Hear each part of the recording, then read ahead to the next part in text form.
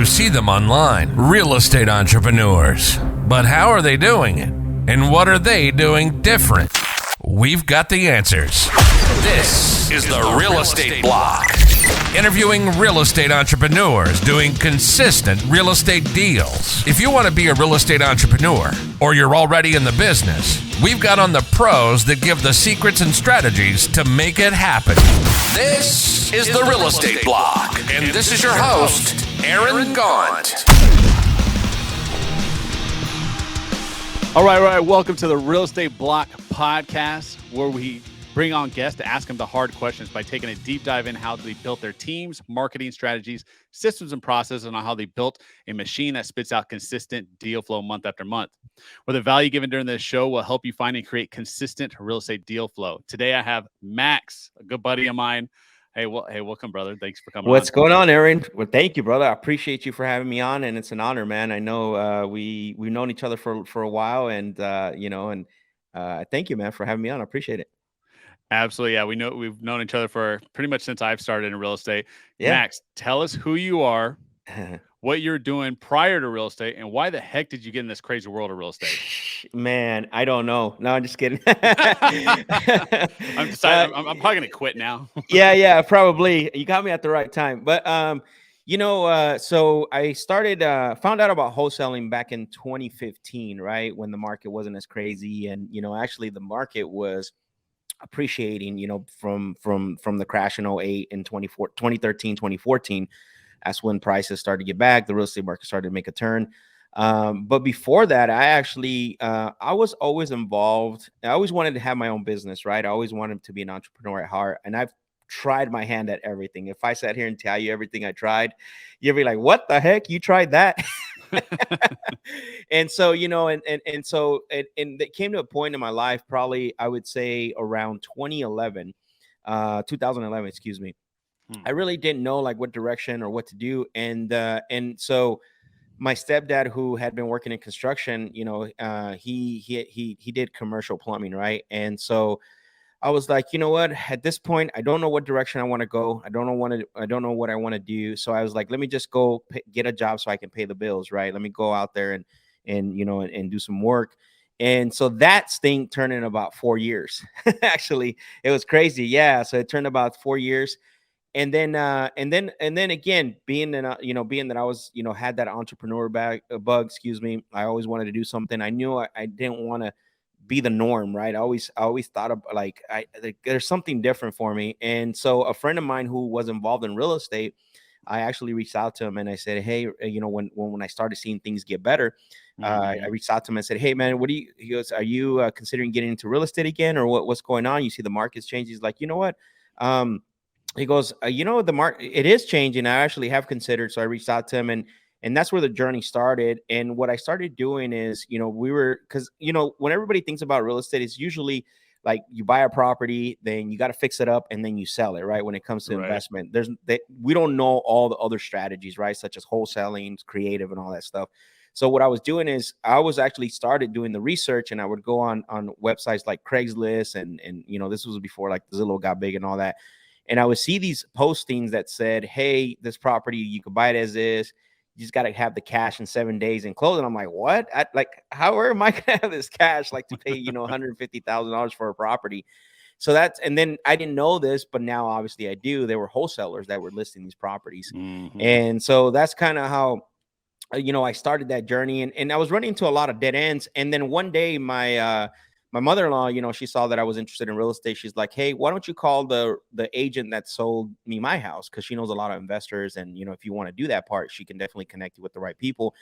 And sure enough, she, gave me the number, and I ended up calling the real estate agent, but she no longer lived in Arizona, because that's where I'm at. I'm here in Arizona. Mm-hmm. And then she's like, you know what? I called her. She's like, I'm in Florida. I'm no longer involved in that world. And I'm like, okay, another dead end, it sounds like. But before she hung up the phone, or before we disconnected, she's like, hey, but I want you to do one thing, is look up this guy in your market. And I'm like, okay, well, who is this guy? She goes, Sean Terry. He goes, he does investments and he does this. And I didn't do it that night, went to work, came back. And obviously still, I got on online and I Googled his name, and Sean Terry was like he was the coach. Like if you talk to anybody or if you talk to anyone and some big names, right, they've come out of that tree, right, which is Sean Terry. And that's how I started to find out. That was like, went to my first real estate event in October of 2015, and everything else was history, man. Like that's where it took off from. So not All easy, right. but yeah. No, absolutely not easy. So you go to this. So you hear. I'm guessing the first real estate event was Sean Terry. Yeah, for Extreme Freedom. That's what the event was called. Yep. And I've heard a lot about it. So you go to this event. That you get the bug. They tell you about what exactly, and then also what happened after the event. Did you go right back to what you were already doing, or did you actually jump headfirst into real estate? So a couple of things. Before the event, the bug of I want to do something, I want to be different. So I started to get into a little bit of like self development, which at the time I had no idea exactly what at the high level where I do self development now, what it really was, how you can structure it. So in that event, what was great about this, and this is something I think people need to focus on, is that it wasn't just real estate and it wasn't just wholesaling, but one day was actually dedicated to mindset and commitment. And so that actually pushed the little things that I was already doing to do a little bit of self-development. And so what I did is I went to the event. I didn't really take action right after, like everyone else. I'm trying to figure it out. I need to get all the data. But I did actually commit to rewiring myself. And what I mean by that is that I actually stopped listening to music, stopped watching TV for about 2 to 3 months, man. And I would just listening to webinars. I would listening to audiobooks. I would go on YouTube whenever, because there wasn't a lot of stuff back there on YouTube. And then it took me about 11 months to get my first deal. That's how long it took me. There you go. I love that you share that too, right? A lot of people get super discouraged if they don't get their first deal in a month or 2 months. Yeah. And here's the thing is that on top of that, I had contracted 3 other properties that I had to cancel because I didn't know what I was doing. I was actually, they were overpriced, and I would bring them back because Sean Terry had like a joint venture program. And so I brought it to them, and they're like, no, man, this thing's too high. You got to go back to the sellers. And I'm like, so I ended up canceling 3 deals before I got my first deal. But, I was just taking action, Friday nights with my son, going out, putting bandit signs. During the week, I would send out the letters. My daughter would put stamps on the letters. My wife would help me with the letters. So it was kind of like a whole family ordeal. So definitely everybody bought into it, and that's why I've always had the support. And then, like I said, there was times when I was like, man, I don't know if I really want to do this. Like, I don't know if I want to do this. I mean, 11 months is a long time, and so I always got encouragement from my wife. She's always been my big supporter up to this day now. And then, basically stayed focused and ended up getting that first deal. And that was it, never look back. If you see my head go like this and I'm bobbing, that means like I could totally relate. My wife is definitely my biggest supporter. I want to ask you, how old were your kids when they were helping you do the stamps, hang bandit signs? I mean, how old were they? So my kids are a little older, right? I was 19 when I had my son. But this was about 8 years ago, 7 years ago now, 8 years ago now. So about 12 and 13, I think, something like that. So yeah, they were older. Man, that's that was the life back then. But I'm glad you got past that. So that first deal was a wholesale deal. How much was it? Total was like 11,300 or something like that. So I'm guessing you split it with Sean Terry. No, that actually I sold that to a buy and hold guy. So here's what's crazy about this. This goes back to things that you start to learn, and you look back and you're like, duh, like. If you get into this business, like, you need to tell people what you're doing, right? Something that I didn't do fast enough. Everybody needs to know what you're doing. You need to, build your own personal brand, right? And we'll get into a little bit of that if you want later. But the way I got the deal wasn't from the bandit signs. It wasn't from the letters. It was through a relationship that my wife had at work. It was this coworker of hers that had a condo, had it for, what they did is 2 years prior to that, they actually were going to renovate it. They were going to, they tore up the carpets, the cabinets, everything. And it just sat there for a year and a half. They were making payments. They didn't think they can sell it like that. Oh, wow. And so then, again, me just, telling everybody what I was doing and stuff. And, that opportunity was presented, went and looked at it, and they were extremely happy. They're like incredibly happy because they didn't know they could sell it like that. They were like, oh my God, we didn't know we can do this and this and that. And that's how kind of that deal came to fruition, was through the relationship. That's fantastic. And so, Max, that kind of goes into my next question. We start with proof of concept, and then if you decide to keep your grit high, then you get into the consistent deal flow. But there's this middle ground that nobody really talks about often, and that is, how do you get consistent, right? How do you get consistent deal flow month after month? What do you think the key point? How'd you break through that struggle of getting a deal here and there to consistent month after month deal flow? Yeah, I mean, that transition that's where I think a lot of businesses go to die, right? I think, and there's obviously, we can sit here, we could probably create a 3-hour show based on that. But the biggest thing is going from looking at this as a hobby to an actual business. And so what I mean by that is that a lot of us get into this business because we see the end result. One of the things that I'm very grateful for is when I started, I had to put in the work. Like, it wasn't like I needed to make the phone calls. I had to go knock on doors. I had to do the driving for dollars. So my commitment to that meant that I'm going to push through this no matter what. And so I wasn't just looking for one deal. There was nothing for me to see like the end result. There was like a lot of stuff that you see now on social media. I think we were a little bit of trendsetters back in 2018, 2017, right? Showing all this, there wasn't a lot of YouTube, but going back to your question I think that, right? That transition of, do you want to be a person that only gets, tries to go after that one deal, treat it as a hobby? Because what happens is you restart every single time. And I call it the vicious circle, right? The vicious cycle, excuse me. So there's prospecting, follow-up, and closing, right? Prospecting, follow-up, and then closing. So what happens is, in the beginning, you do all three, right? You're following up with people, you're prospecting, you're cold calling, you're texting, and then you're following up. You got to follow up with the leads, and then you're going to the sales appointments, right? Whether it's on the phone or in person.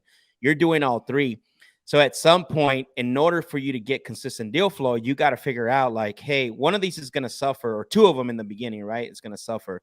So the first thing that I always tell people is you need to outsource your prospecting, because that's always the easiest, right? Prospecting, I don't care. Like, you can hire a cold caller, a texter.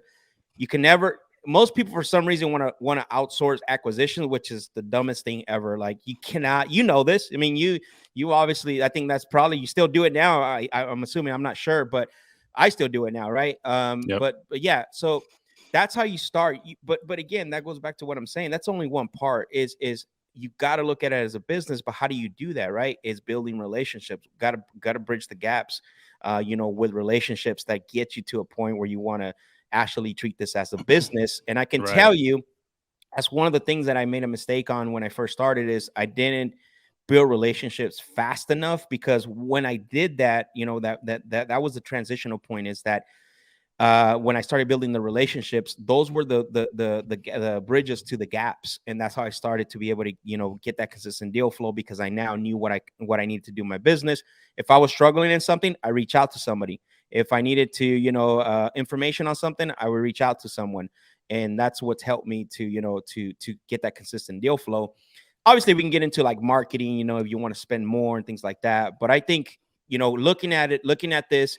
You got to look at this as a business, because if you look at it as a hobby, you're going to struggle. I mean, you're quite a bit, if not a lot, and you're going to quit. No, 100%. We both know that we could sit here and talk real estate all day. It's funny. I was on, Brandon Bateman, right? The Collective Group. Yeah. So I was on their podcast yesterday, and Brandon tells me, he says, out of all of our clientele, and I'm going to get to my point why, out of all our clientele, you are the top percent closers of our leads. Nice. And you know why, Max? It's because I'm still doing acquisitions. And a lot of people, you're right. A lot of people want to hire acquisitions. And yes, I'll be honest. I had 4 acquisition guys earlier this year. I have 1 now separate, and then myself. I'm the only one who handles our PPC leads. But anyways, I made the connection. I told my wife, I was kind of like, oh, look, we're doing so good. But then I had to take a step back and was like, oh yeah, because I'm the only one doing acquisitions on those PPC leads. Yeah. And you're absolutely right. So right here on my left-hand side is actually our front door to our office. So that's kind of like all natural light you see. No, you're good. And I think about that all the time. Is every time I walk up to this door, it's because I come in here every single day. I'm opening up that door every single day. Correct. And you're right. There's going to be those hard times. We yesterday we had a fatty deal that we were going to sell for $120, $140 assignment fee. Right. It was and we've been doing good. That's a big one. Good with. Oh yeah, it was one of those whale deals, right? Yeah. So I was super excited excited. You know Alex Bradley, so he's over there. He's selling the property. Anyways, we get word that unfortunately it was a correct seller and everything, but unfortunately this property has already been in auction and it got sold like 4 days ago on my birthday, literally on my birthday. Oh And so we had man. to tell the seller, Wow. like, your property is done. We were already, I mean, we were almost about to sell it. We were, the whole morale was great. It was high. We were about to sell this huge deal. We're all Right. going to get paid. Because, our average deal sizes are coming about between, last year was about 40. I think going nationwide now, it's going to be about 15. Anyways, so Yeah, we were that's pretty, about right. That's about right. Cause that's what we're they, seeing nationwide. Yeah. exactly. So, Yep.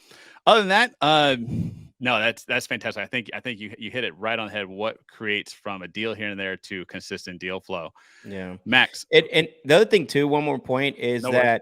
that as much as I love acquisitions, as much as I love, talking to sellers and stuff, a lot of times too, though, is that hinders our growth too, right? Like we can become our own bottleneck, but it's very difficult that's one of the positions that has been very difficult to fill at a high level. And the reason is why is because the people that actually fill that position are actual entrepreneurs at heart, right? And so and again, I'm getting a little ahead of myself here. Is we're looking to change that aspect of it to where we can create an opportunity where people can stay. We're not necessarily looking for a Max or an Aaron. We're looking for someone that we can plug in and doesn't have that entrepreneur mindset. Right. And that's always the challenge with that position. And I've built teams for the past 4 years, and that's always been the challenge, right? Like people stay with you 6 months, 12 months. Some people won't even work out, right? Just because, Right. Again, that entrepreneur mindset is always comes with that acquisition position. 100%. And yeah, we could go all day about hiring, and because that's going to be we're going to be launching our ads. We have a recruiter who does pretty good for us. Yep. got me my 4 acquisition guys earlier this year. And but like I said, we saw that market correction. They weren't able to close the deals. I was like, I got to take this back over, get some revenue back in the company. That's what you got to do. But that's what leaders do. That doesn't mean that you're not running your company efficiently. That just means that you are in pulse with your company. You're a leader, and when your team and other people see that, like, it drives them to be even more committed, right? Even though they're not the acquisitions, that just shows that you're willing to make that sacrifice for the company. And that's something to keep in mind. There's one book, I don't know if you read it or not, that I recommend you get. It says you are hiring. It's called The Sales Boss. You got to get that book. Yeah, you have that? Okay. I got it because of you, actually. Okay, got it. No. So the one thing about being an acquisition, and I'm sure you could relate, is we have our fulfillment department. Our fulfillment department is our TC Dispo, and my wife runs it, and we have some other virtual guys that help them. So the cool thing about it, I mean, we're running about 20 contracts right now a month. We obviously want to ramp that up. So what we do is every time we get a contract, we push it to the fulfillment department, and we should not be talking to them anymore. The acquisition guys should not be touching it anymore. And obviously we tell the seller, the prospect, and say, hey, if you want to reach out to me, but your point of contact is going to be Victoria, and that's who our TC is. Yeah. So I find that interesting. I love it, by the way. I think that's the way it should happen, because the closer should be only focused on closing. I'm always a big believer in that. However, though, there's got to be an edifying transition, right? So you can't just say, like, and I don't know if you do this, I'm not saying that you don't. No, for sure. The edification has to be there of the next person, because you're validating, right, that person. Because I can 100%. tell you can't close the door completely, because your acquisition guy has, built rapport, knows all their secrets, right? All this stuff. But also edifying that next person really goes a long way when it comes to that transition, because at least they know they're going to be in good hands. No, 100%. We do a soft pass off. So before let's say we're about to close the deal. We hashed out numbers already. And I say, before we kind of get off the phone here, can I tell you how the process is going to look? Right. I tell them about Victoria and who she is and what the process is going to look like. She's going to be your point of contact. Also, we're going to give you all the escrows information. So if you ever wanted to give them a call via website, phone number, anything like that. But Victoria's going to be the person who's going to be updating you every step of the way. And matter of fact, she's so good on the phone where they just fall in love with her. I literally have a testimonial where the seller goes, Aaron was great, but man, Victoria was the best. There you go. That means it's working. I love it. That's awesome, man. Congratulations.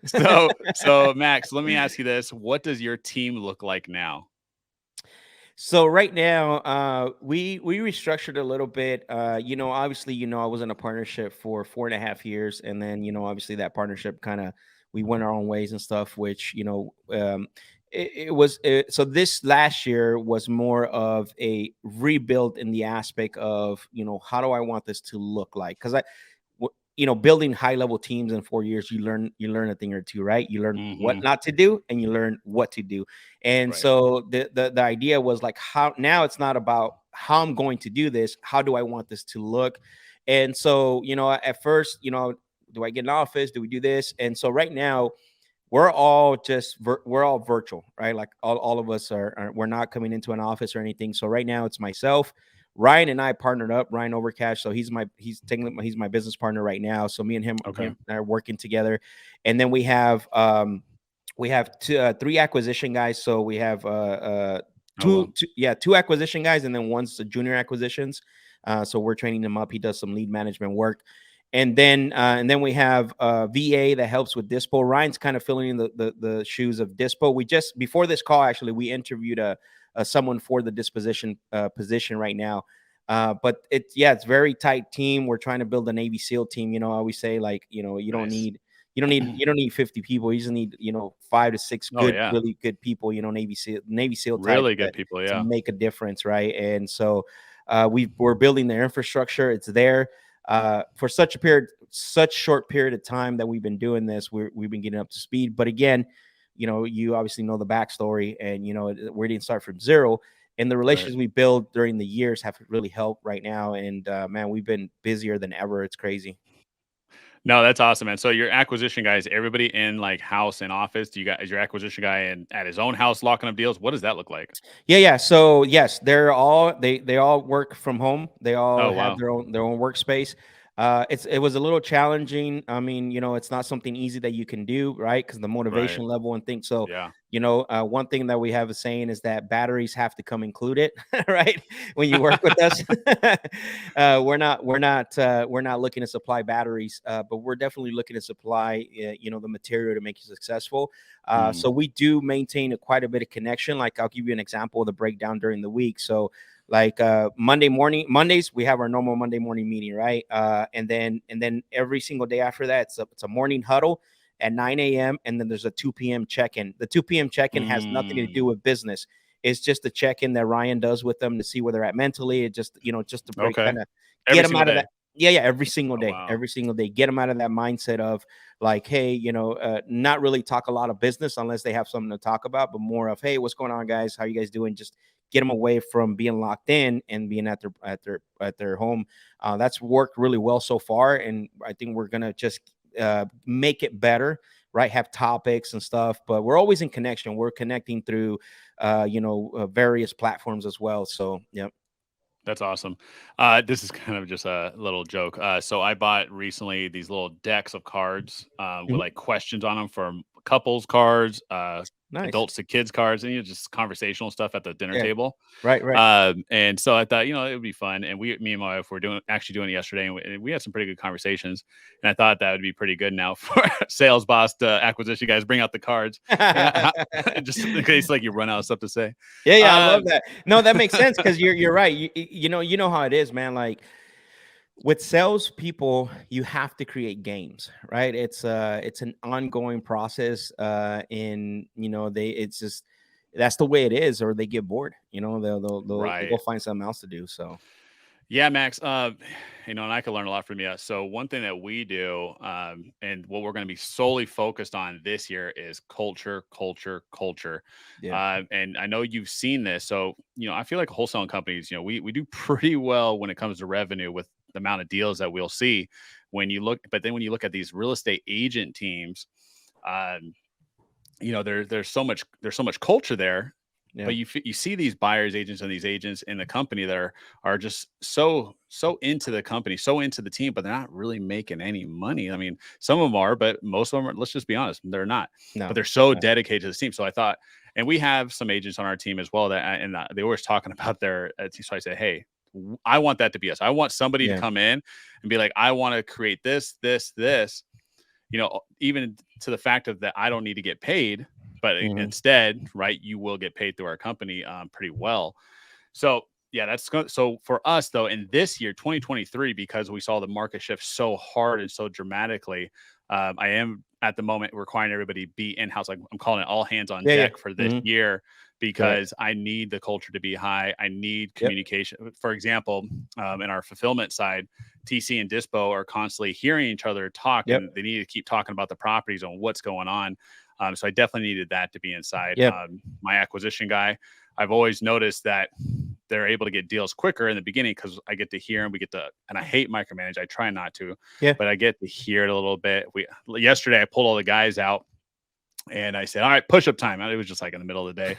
And I got them all in the middle of the room and we just did some push-ups just to kind of get them out of the I like funk, it. I so like keep it. it going. So No, I love anyways, that. I don't disagree with you 100% on there's a difference, when everyone's in one room, when everybody's in the same area, because I've seen it, right? That's how, I've seen it done. That doesn't mean that for us that's not going to change, right? Because it can. Just right now, what the way I looked at it was, where are we at right now? What do we need to do to generate income the fastest, to be able to get things going the fastest, and this is what right. works. But I definitely agree with you 100%, is that having everybody there, because we did this last year, right? So everybody, we were all in house, 3 acquisition guys, 1 lead manager. And when the lead manager has someone live, it was like, hey, I got a live one here. The Mm-hmm. acquisition guy would pick it up. Nice. Dispos next door come in and like, hey, how many buyers we have in the area? For sure. Definitely there's no delay in communication when it comes to that, for sure. And I agree with you 100%. I think it's always best. But like I said, the reason why we did this was because we're looking at this from the lens of where we're currently at right now.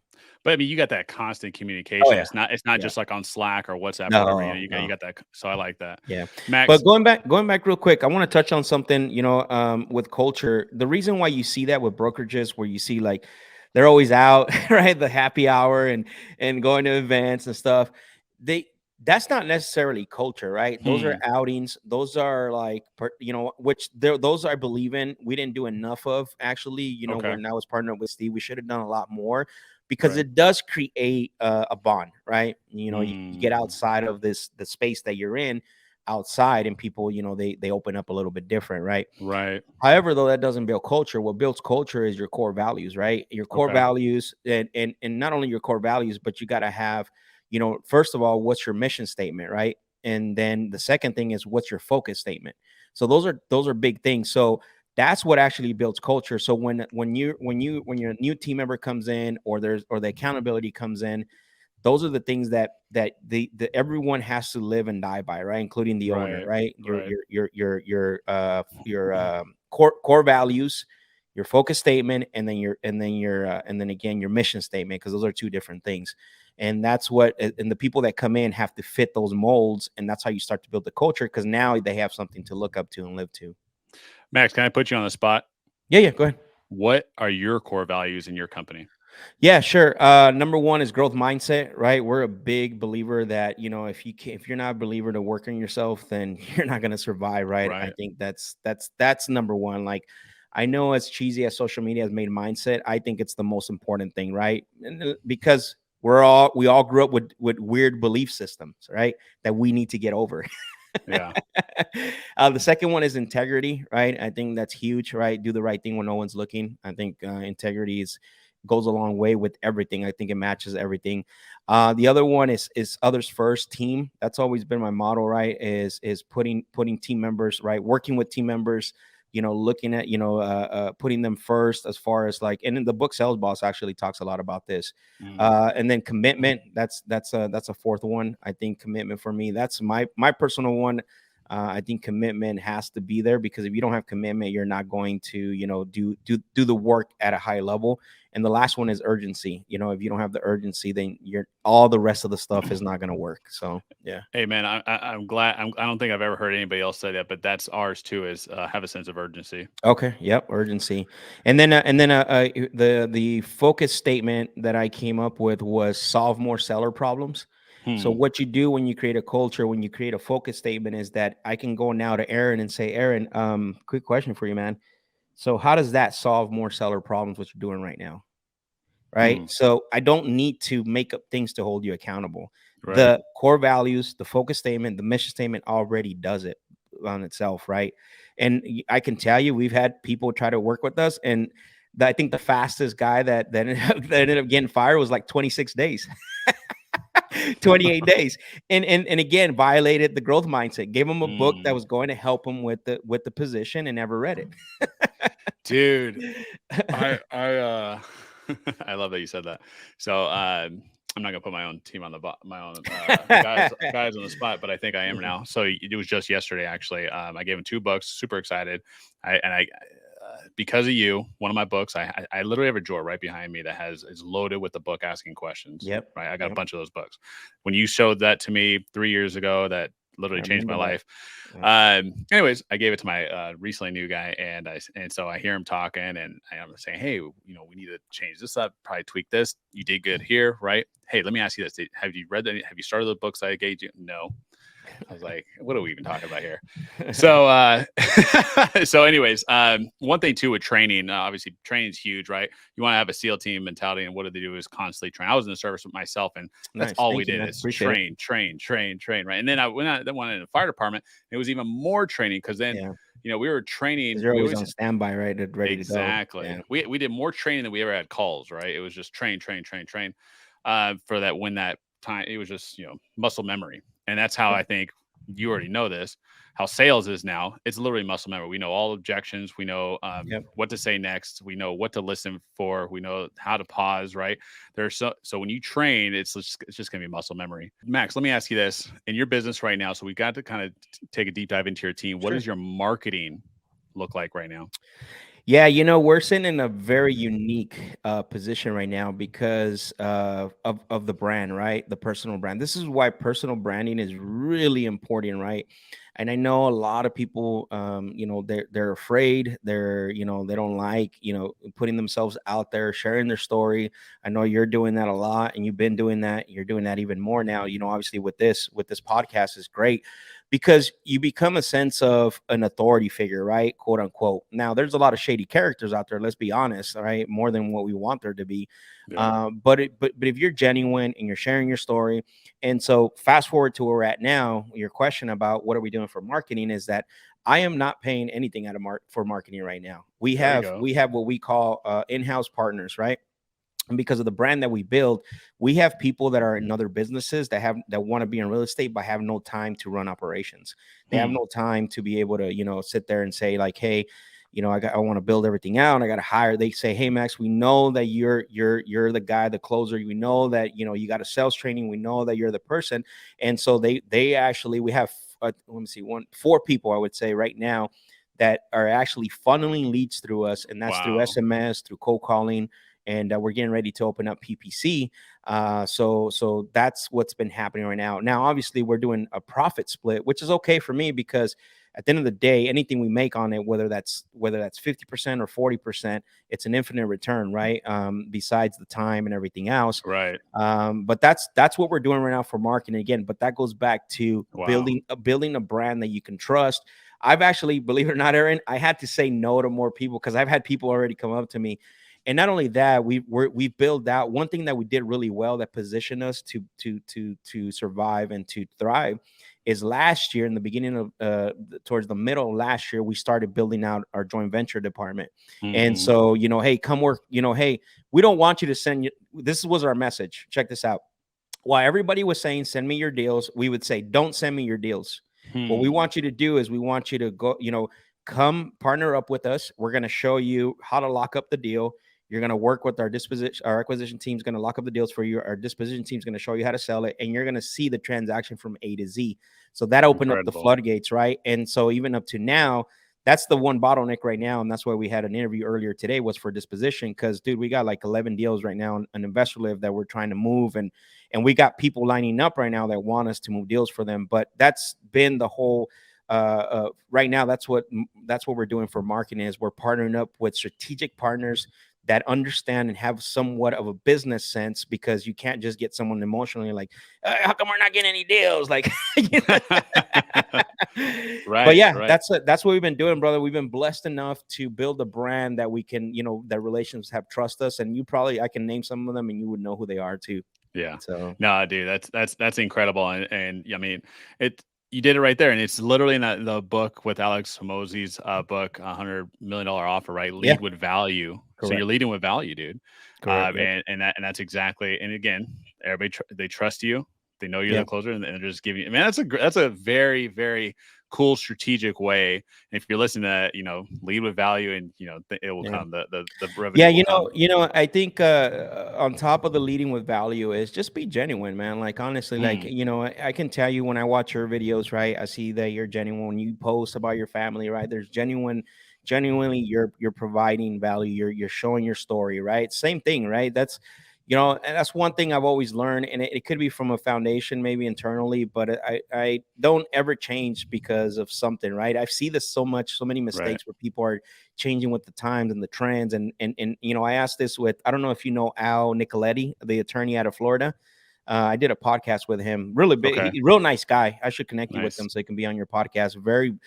The guy's knowledgeable when it comes to probates and all that stuff. That's that's mainly what he does. So I told him, and I asked him this question. I go, what do you know Max for? He's like, well, closing the deals. I say, how long did that take you to think about that? He goes, Max, it didn't. That's exactly what I'm saying, because we were talking about branding and we were talking about, long-term longevity, right? Being intentional with your message and being, consistent with the message as well. That's awesome, brother. Max, I think you kind of just snuck it in there, but what is your number one struggle right now? I think I just said it right. It was we're trying to make sure that we're not trying to take on more than we can, because certain positions aren't filled, and it's always that it always comes down to that, right? And so right now it is that trying to fill that disposition position. I think once we do that, man, I think we're going to be on all cylinders, and the deal flow is going to be consistently, and I see that already. No, for sure. And that's definitely what we're seeing in this market correction, right? The buyers putting off hold, and dispositions it's going to be what you need to really double down on. Okay. Well, I always say this, because we use Investor Lift. Shout out to Robert Wensley. Nobody's hitting the buy now button. No, they are not. They're clicking. Let me see the address, but nobody's clicking the buy now button. So disposition has now become just like acquisitions, right? You got to pick up the phones. You got to call these people. You got to be after them. It's become an actual sales position now. You're not order takers. 100%. I repeat that day in and day out with Alex, and he's incredible, and he's doing great in it. But that's one thing. Alex. Yeah, that's awesome that you guys partnered up, by the way. That's awesome.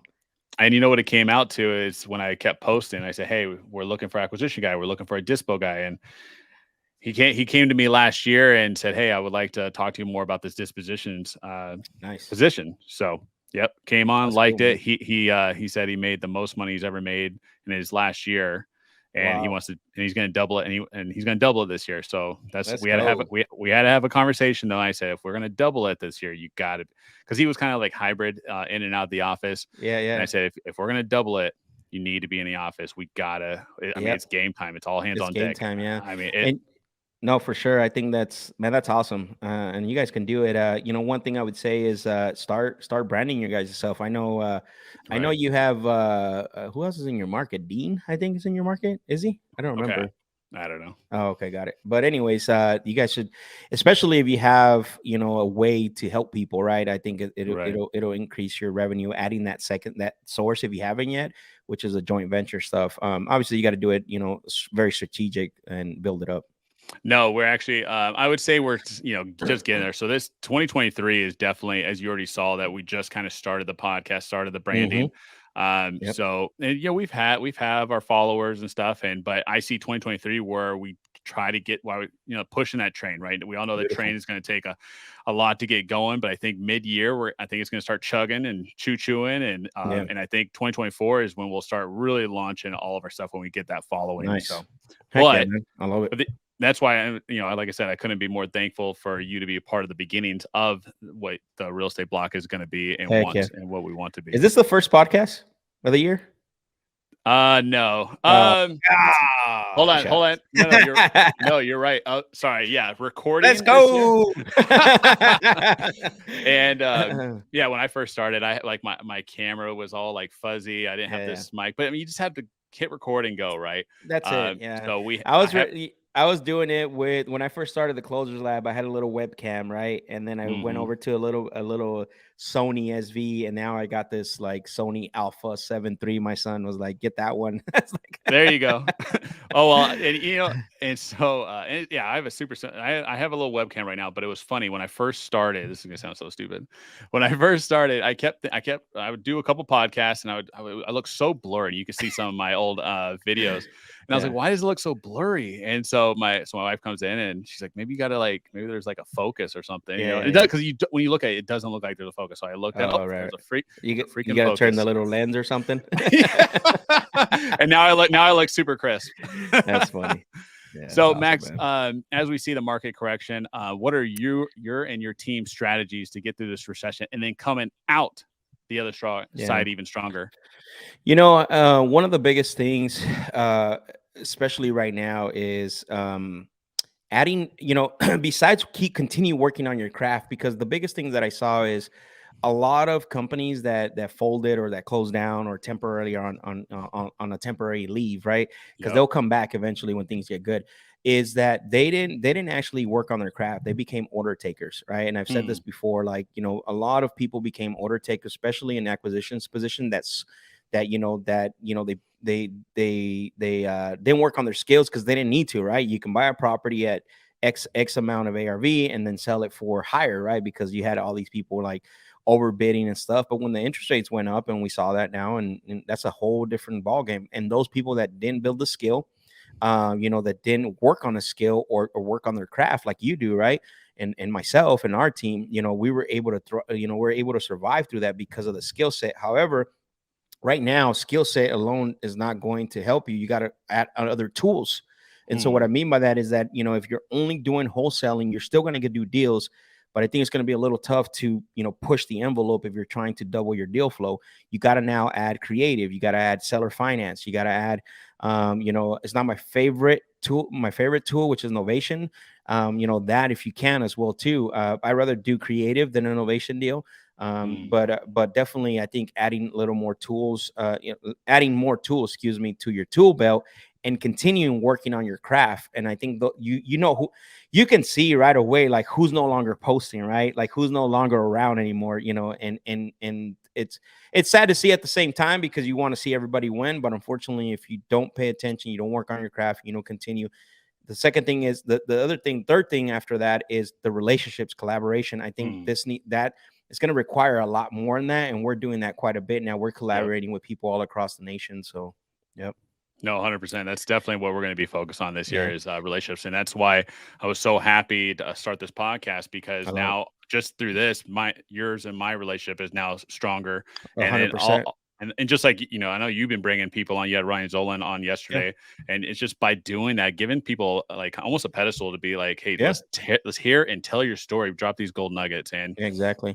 And at some point, Aaron, I think we're going to come out of this, man.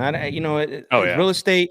Here's one thing is I always tell people is, you got to be careful. And I learned this pretty fast, right? You got to be careful who you listen to and then who becomes the expert at certain times. Like I watch guys be closer experts, acquisition experts. And then when things were really good, they became dispo experts. And then now they're market crash experts. And it's the same people changing from here to there. And so you have to be careful who you listen to. So I like to talk to people who've been in the business 15, 20, 25 years. Exactly. Because why are they still doing real estate, right? If those cycles, like they went through the same thing, and when you talk to them, they have a different what is that word I'm trying to say? Aura of them, right? Like they're not worried. What they're doing is they're adjusting. That's all they're doing. Right. Like these people that have been in, doing this 15, they're not shutting their doors down. They know how to navigate through these cycles, and eventually we'll come out of it. And I think we're positioning ourselves well to do that.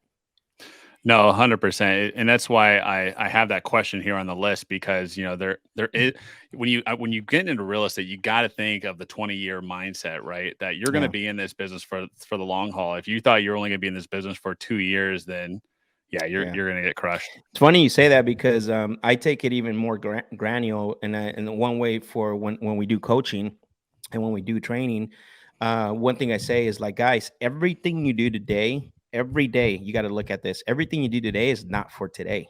It's for 30 to 45 days down the road. Because you got to remember, real estate is if everything goes perfect, we're talking about 30 to 45 day average, right? Turnover. Obviously there's going to be some longer ones, some shorter ones, but so going to what you're saying, if you're getting into this business to come in and pop a year off where you think you're gonna, retire, like this business is gonna eat you up pretty fast. Oh yeah, yeah. Simple bit. And what I always say too is this. And if you're running a wholesale business, people keep saying, it's simple, it's simple, it's simple, and technically it is simple, but at the same time, simple but not easy. Well, exactly. And here's the thing. And what I like to tell people, I like to correct people of how you need to create your business simple. And what I mean by that, because this business is technically not going to be simple, because you got to create your SOPs, you got to create your systems, you got to create your dispo, you got to get title companies, you got to figure out you got to create your sales system, you got to create how to build a team, you got to create your core values. Like, I mean, it's not that simple if you think about it. I always see our business go like this. Every time I'm working on like an SOP, I'll see like revenue go like this. And then when I get back on the phones, it's like this. But if I have to create and record everything, it's like this. So, but on not only that, think about all that you just said. In this business, actually, one thing that I learned from I can't remember who said this. Anyways, came in and coached us. But that wholesaling itself is about a 24-month business, and so what that means is that the window of things changing is within a 24-month period. So think about everything you just said. 12 months later, you got to go back and revisit some of those things, right? And it's a constant change. It's a constant, like, it's not like any other business to where like you have some what is it called, absolutes. Like we're based on percentages and personnel, and like you turn off one faucet, like the other faucet starts to leak. Like there's all this stuff that happens.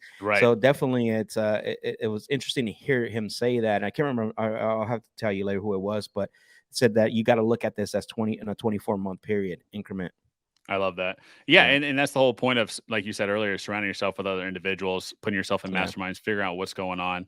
And that's how I actually corrected our change in our business so quick, is because it was actually at CG where they were just like, I forgot what they said, but basically lean out, get in your business. This is not the time to work on your business. It's time to work in your business. And that's why I decided, okay, I was like, let me get my boots back on. Let's get in this acquisition position. And boom, we started having our best months before the market change anyway. So I love it. I love that. Are you still in CG, by the way? Yeah. Nice. Yes. Let me ask you this, Max. What have you read or listened to that's just inspired you recently? I went back. We're doing the Sales Boss again, which it's kind of crazy when you read something one time and then you read it again, and it speaks to you differently just because of where you're at. But that book, obviously, it's operational. That's why Ryan and I are both reading at the same time. And then on Mondays, we're actually meeting, and then we're like digesting and breaking it down. Oh, that's so cool. But the one book for me is a personal book. It's called You're Too Good to Feel That Bad.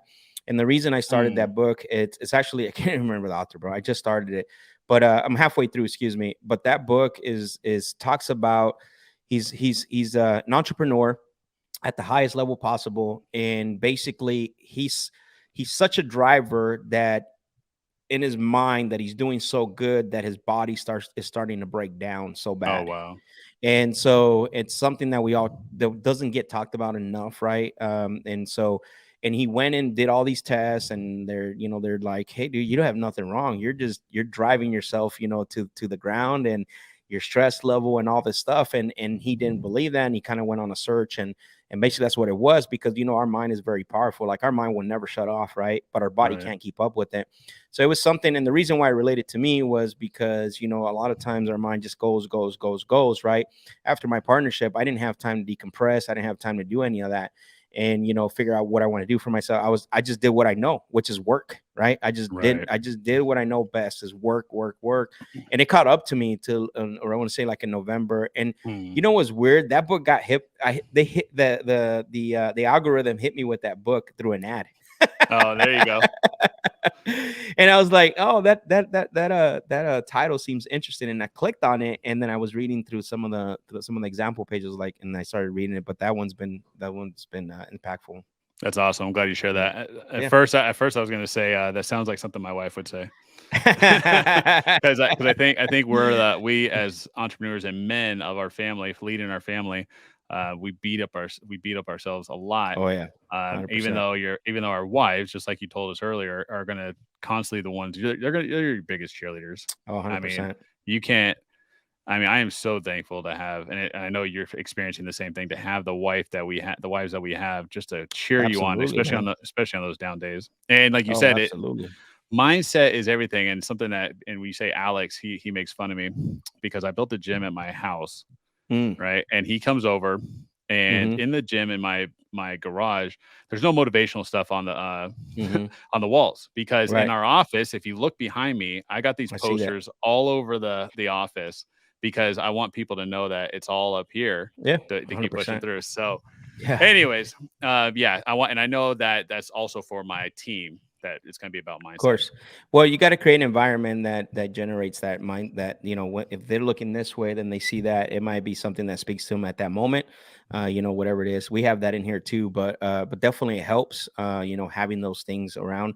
If you can, the other thing too is, when we were at the office, we had the core values are printed up, and they were like directly when you come in. So the first thing you saw when you come into the bullpen was the core values, like they were in your face. Yeah. And then you turn to your right side, right above the actual the board, where, like, the whiteboard, we actually had the focus statement. So every time you look at the whiteboard, you would look at the focus statement, so it would speak to you. So I love that. it was strategically placed certain ways, right? Which was the core value. As soon as you come in, hey, you check yourself at the door, look at the core values. Are you there? Or if not, walk back out. And then when you're looking at the board, is what you're doing now, is that going to solve more seller problems to fill up that board? So yeah, we were looking at that.